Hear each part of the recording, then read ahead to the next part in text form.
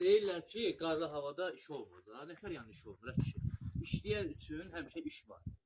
Qat bax, nədir bu qarı, qəşəng. Vur həyətinə, bax, raskod eləmə.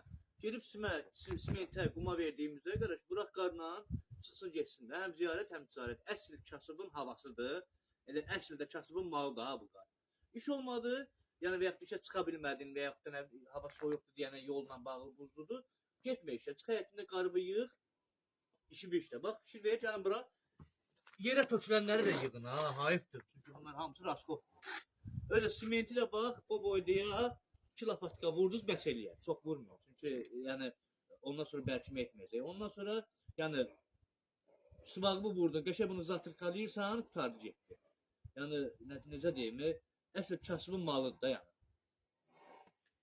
Əsl kasıbın malıdır. Düz vurmaq biraz çətindir, biraz bərkiyib. Amma ki eybi yox, olar.